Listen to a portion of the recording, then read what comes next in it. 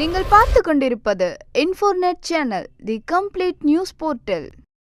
இல்லமெல்லாம் உங்கள் உள்ளமெல்லாம் Shrimati 2-in-1 magic சாம்பிராணி கப்ஸ். மதுரை மாட்டுத்தாவணி பகுதியில் அமைந்துள்ள தனியார் விடுதியில் மக்கள் விடுதலை கட்சியின் நிறுவன தலைவர் முருகவேல்ராஜன் செய்தியாளர்களை சந்தித்தார். அப்போது பேசிய அவர், வருகின்ற உள்ளாட்சி தேர்தலை திமுகவுடன் கூட்டணி குடியுரிமை சட்ட திருத்த மசோதாவை திரும்ப பெற கோரி மத்திய மாநில அரசுகளை கண்டித்தும் மக்கள் விடுதலை கட்சியினர் கண்டன ஆர்ப்பாட்டம் நடத்த உள்ளதாகவும் கூறினார்.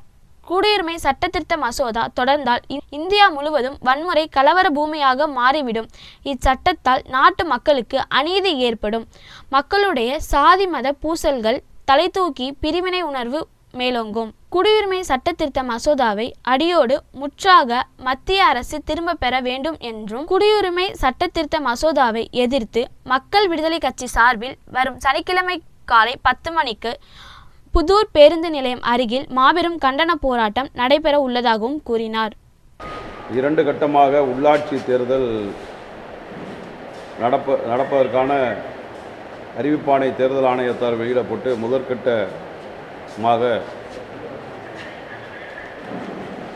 கிராம ஊராட்சிகளுக்கான, ஒன்றியங்களுக்கான, மாவட்ட பஞ்சாயத்துகளுக்கான வேட்புமனுக்கள் பெறப்பட்டு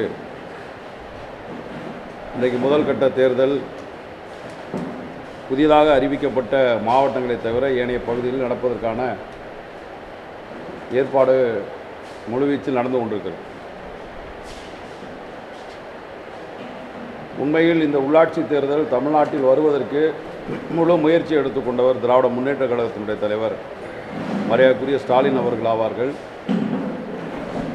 தொடர்ந்து உள்ளாட்சி தேர்தல் அரசியல் உள்நோக்கத்தோடு அரசியல் லாபங்களுக்காக வேண்டுமென்றே தள்ளி போடப்பட்ட காலங்களில் அதை நடத்த வேண்டும் என்று பல்வேறு மட்டங்களில் நீதிமன்றங்களை அணுகி அதை கொண்டுவதற்கான முயற்சி எடுத்தார்கள்.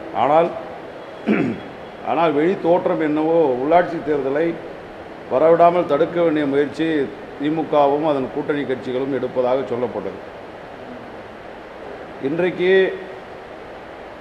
கொஞ்சம் அசட்டையாக இருந்திருந்தாலும் கூட 91ஆம் ஆண்டு மக்கள் தொகை கணக்கெடுப்பின் படியிலே உள்ளாட்சி தேர்தல் நடத்தப்பட்டிருந்தால் தமிழ்நாட்டிலே வாழக்கூடிய பட்டியல் சமுதாய பழங்குடியின மக்கள் மற்றும் மக்கள் தொகையில் சரிபகுதியாக இருக்கக்கூடிய பெண்கள் தங்களுக்குரிய இடஒதுக்கீடை முறையாக பெறாமல், பிரதிநிதித்துவத்தை பெறாமல் வஞ்சிக்கப்பட்டிருப்பார்கள். ஆனால் இறுதியாக உச்சநீதிமன்றத்திலே பெறப்பட்ட அந்த உத்தரவு 2011ஆம் ஆண்டு மக்கள் தொகை கணக்கெடுப்பின்படியே இடஒதுக்கீடு பின்பற்றப்பட வேண்டும் என்ற உத்தரவை பெற்று வந்ததாலே இன்றைக்கு இடஒதுக்கீட்டினுடைய பலனை பட்டியல் சமூக மக்களும் பெண்களும் பெற்றிருக்கிறார்கள். இதற்கு முழு முயற்சி எடுத்துக்கொண்டு சமூக நீதியை, இடஒதுக்கீட்டு கொள்கையை பாதுகாப்பதற்கு போராடிய திமுகவுடைய தலைவர் ஸ்டாலின் அவர்களுக்கு மக்கள் விடுதலை கட்சி நன்றியை தெரிவித்துக் கொள்கிறது. இந்த வீடியோ உங்களுக்கு பிடிச்சிருந்தா லைக் பண்ணுங்க, ஷேர் பண்ணுங்க, கமெண்ட் பண்ணுங்க. மறக்காம சப்ஸ்கிரைப் பண்ணுங்க. பக்கத்தில் இருக்க பெல் ஐகானை கிளிக் பண்ணுங்க.